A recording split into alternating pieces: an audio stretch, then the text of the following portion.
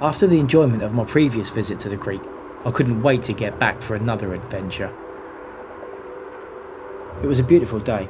The tide was on the turn, and I headed for Ports Bridge in the hope of finding mullet patrolling the shallows.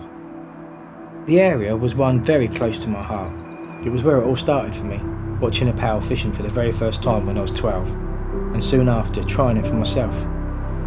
From this very outfall platform I caught my very first fish, a sea scorpion covered with danger. Over the years I visited the place many times and hold wonderful memories. Flounders were in abundance here once, but sadly they're like gold dust now for whatever reason. The area all around Ports Bridge roundabout was easily accessible for me, which is why I spent so much time here. Both sides of the roundabout were a wonder, especially at low tide. I loved nothing better than to put on a pair of wellies and clamber around in the mud and amongst the rocks, looking for bait, looking for fish, just working stuff out. I spotted an egret in the channel and managed to film it for a while.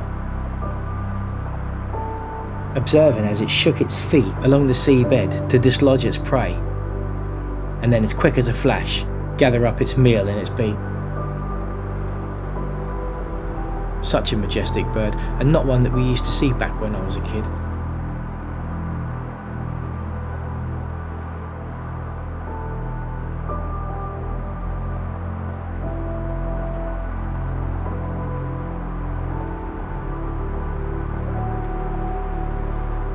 Directly below the bridge it was your typical urban spot, with shop and trolleys, bikes and all sorts of other stuff.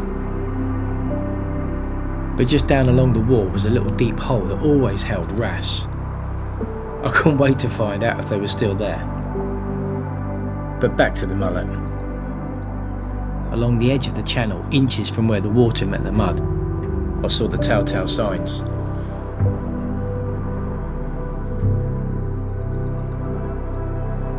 Ripples, vortexes, and then the fish themselves.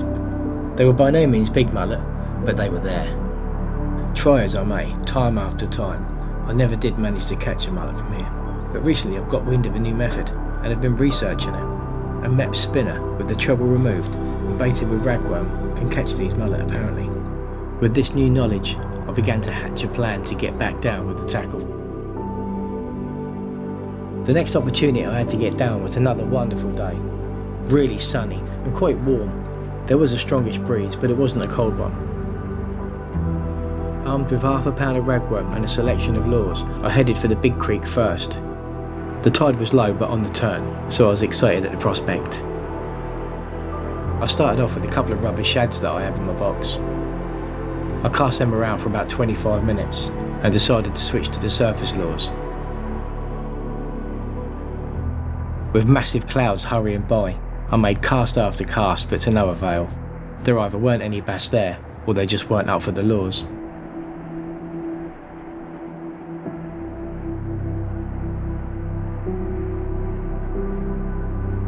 Then for a while I thought I'd adopt my carp stalking approach and see if I could spot some fish. I stood up to the top of my Wellingtons in water, looking into deep holes in the weed to see if I could see anything cruising through. But I stood there for about 20 to 25 minutes and saw nothing, apart from a few crabs.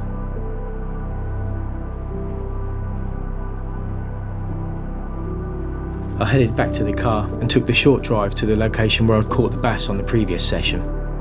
I stopped halfway back to the car to observe a chinook flying overhead.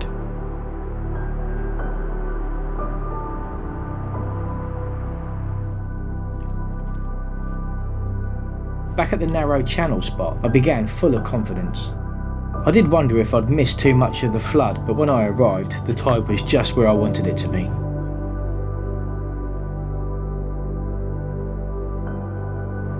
10 minutes in though, and doubt started to creep in. Being a small tide, there really wasn't much flow at all. The crabs came every few minutes, and no bites were forthcoming.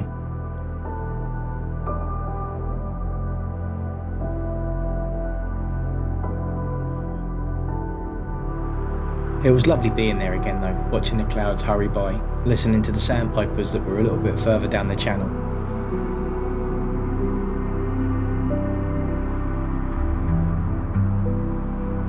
The fishing was great, but the catching not so much. Ripples shimmered in the early evening sunshine, bladderwrack pierced the surface of the shallow margins, and out there, somewhere, I felt sure there were one or two bass.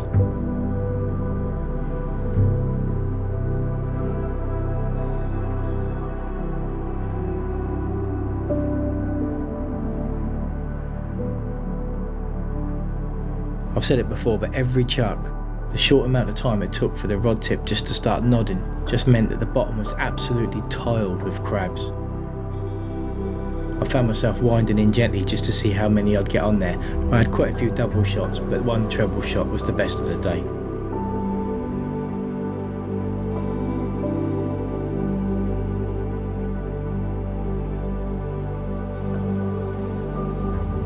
I gave it a good hour, but then started to think of a plan C. Perhaps those mullet might be up for the baited spoon. Definitely worth a few chugs.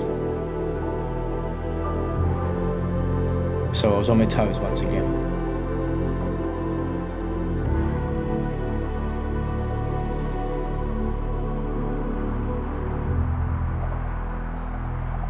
As soon as I walked down the slipway, I could see there were mullet there. There were by no means loads of them, but I could see signs of one or two in the shallow water close to the mud.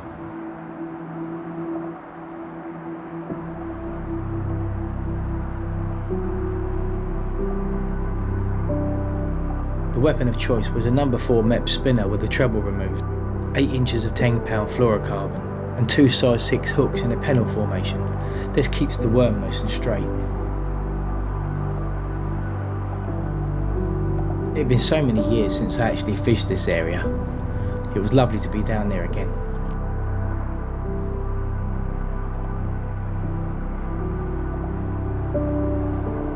There's noise from the nearby road, but once you get submerged in your surroundings properly, you kind of tune out the noises around you.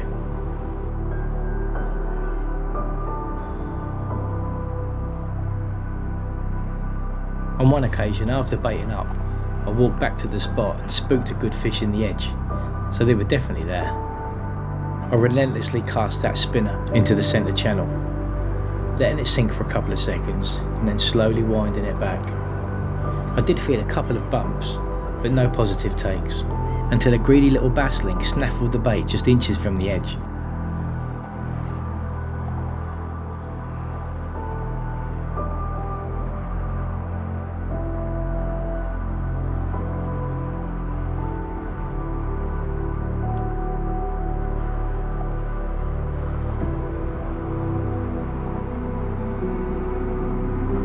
I had a dozen or so more casts from the bridge slope before throwing everything back in the car and getting off home. I wanted to get back down again as soon as possible and have a go in that little deep hole to see if those wrasse were still there.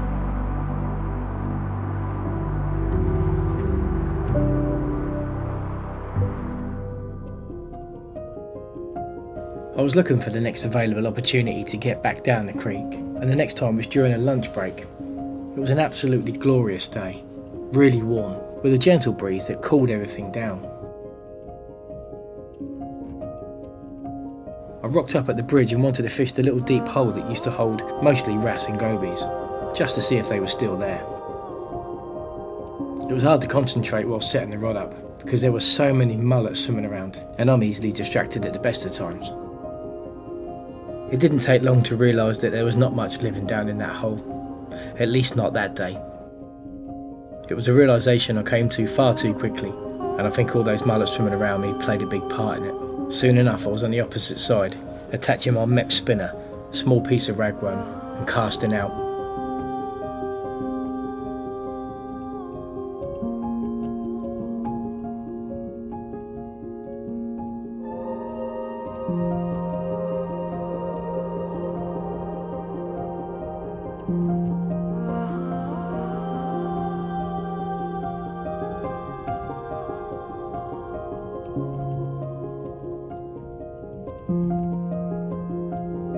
And it was whilst fishing for those impossible fish that have tormented me for so many years that I came to a few more realisations. Firstly, the creek will always be my soulful home. I'm just happy when I'm there, fishing, not fishing, clambering around in the mud. Doesn't matter what I'm doing just as long as I'm there. Secondly, the confidence that I had before for catching these mullet soon disappeared with throwing those Mep spoons around and being completely ignored. Will I ever catch one there? Who knows? But I won't stop trying.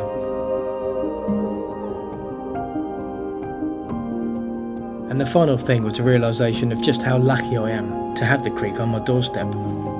Spinning for mullet, fishing for bass, going out in the little sib, observing the wading birds. So many things at the creek bring me joy. It's a magical place.